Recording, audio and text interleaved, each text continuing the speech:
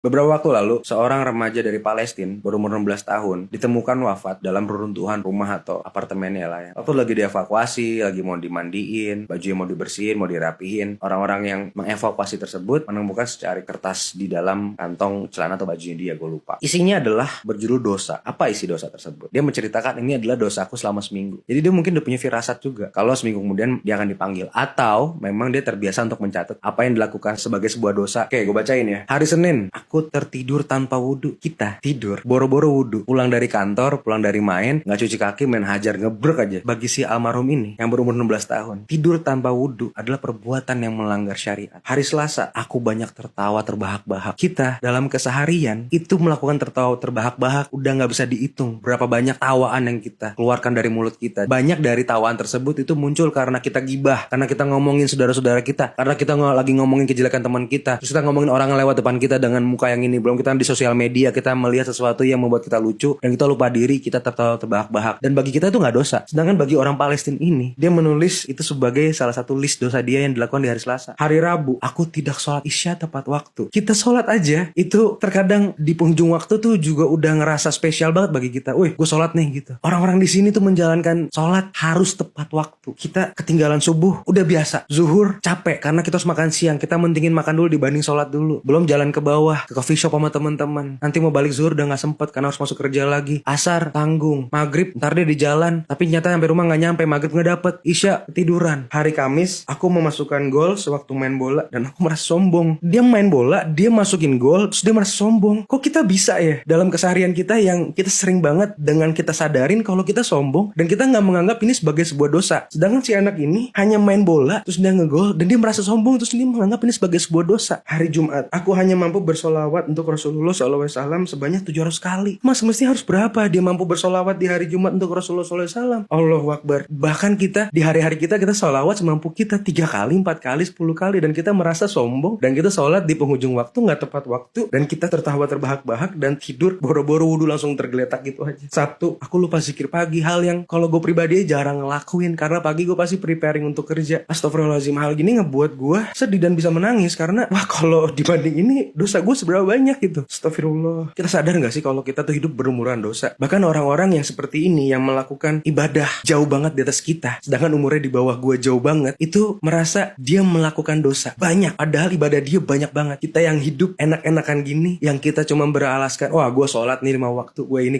selesai. Kita menganggap itu sebuah ibadah yang sudah cukup, padahal belum cukup. Karena kita gak pernah tahu pahala kita, dosa kita itu bakal kita giring ke akhirat kayak gimana, bakal kita giring untuk mempertanggungjawabkan di mahkamah Allah tuh kayak gimana, kita gak pernah tahu. Dan kita sepertinya kita belum siap untuk itu. Kita hanya pura-pura untuk siap. Astagfirullah.